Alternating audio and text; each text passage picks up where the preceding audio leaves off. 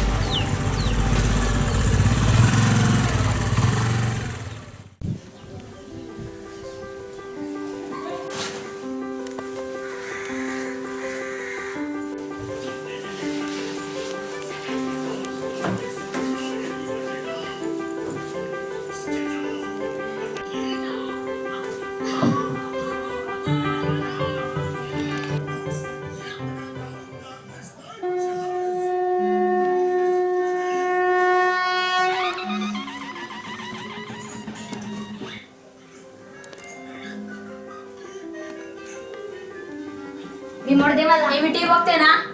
नेहा, अगं जरा दुकानातून साखर पावडर आण ना. अगं आई आत्ताच आले ग, नंतर आणते ना. अगं मामा येणार आहे ना, मग जा बरं. ठीक आहे, पैसे दे तर आणते. हे घे पैसे.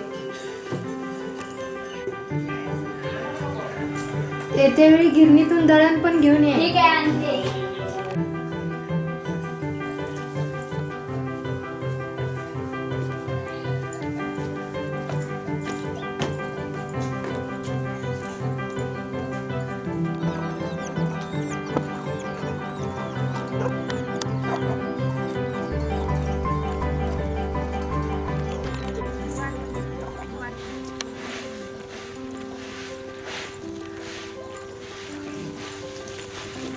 काय ग प्रिया, पाण्याला जाते? हो ग ताई. चल मी दुकानाकडे चालले.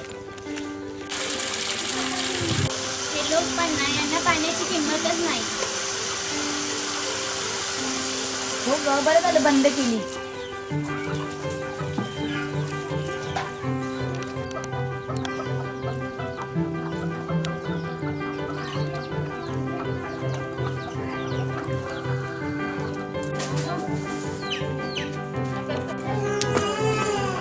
साखर द्या अर्धा किलो आणि पावडर द्या 10.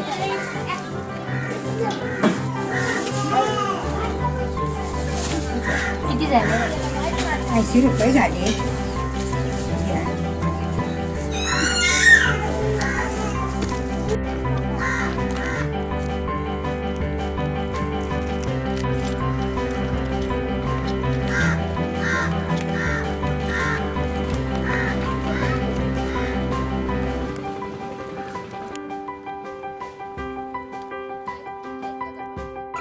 काय ग प्रतीक्षा, इतक्या गडबडीत कुठे चाललीस? आत्ताच आई बाबांना शेताकडून जेवण देऊन आले ग. अगं मी गिरणीवर चालले. चल मी पण तिकडेच चालले. चल.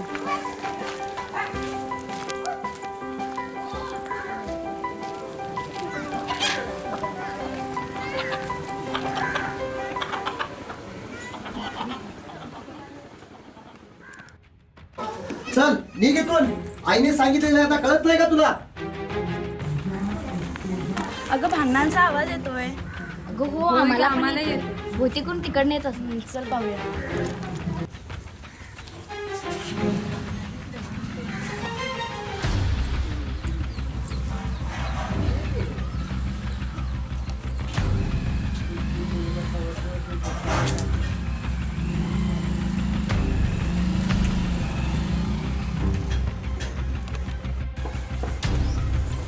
कसलं भांडण? काय झालं? काय रे शामदा, काय झालं? कशाला भांडतेस?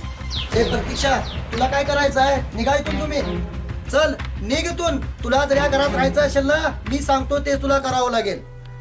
नाही नका असा अन्याय करू.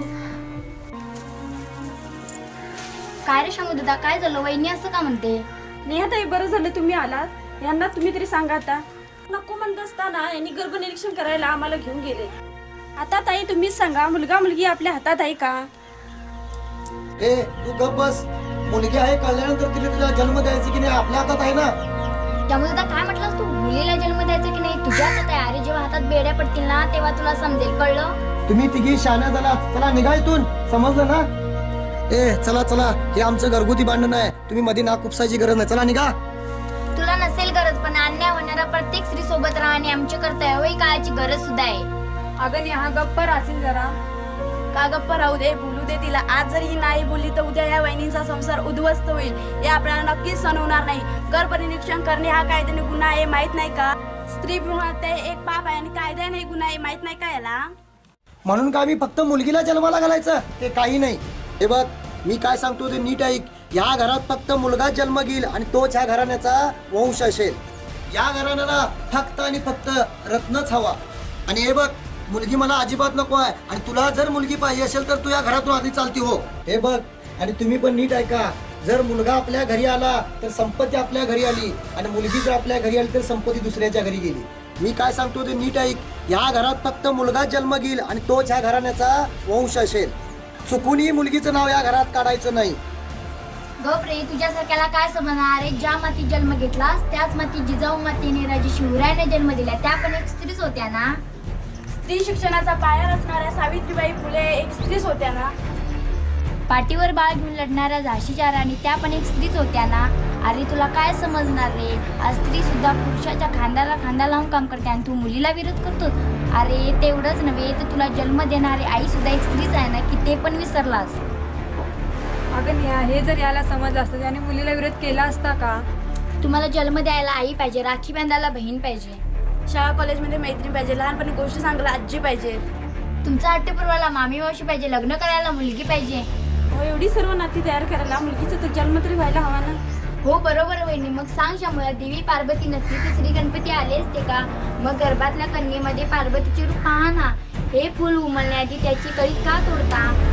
शामुदा तूच ठरव आता कन्या की रत्न. हे समजून घे शामुदा. चला ग, करून दे त्याला.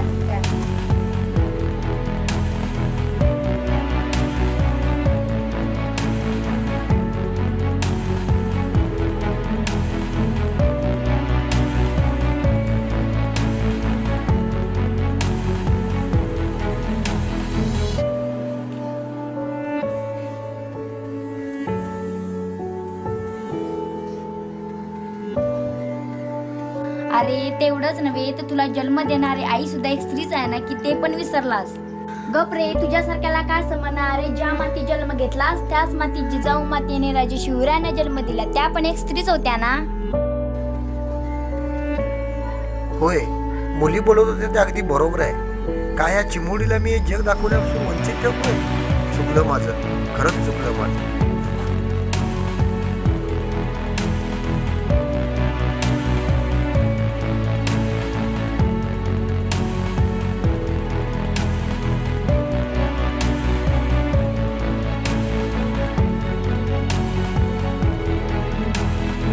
नका मारू बाबा मला, जन्म हा घेऊ द्या.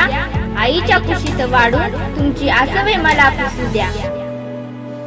पहा फिरून मी पुन्हा कधी येणार नाही. भाग्य कन्यादानाचे बाबा तुम्हाला कधी मिळणार नाही.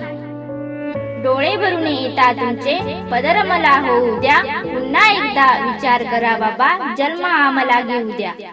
वंशाच्या दिव्यापायी पंथी नको विजवू आई. म्हणूनच स्त्री भ्रूण हत्या थांबवा व लेक वाचवा.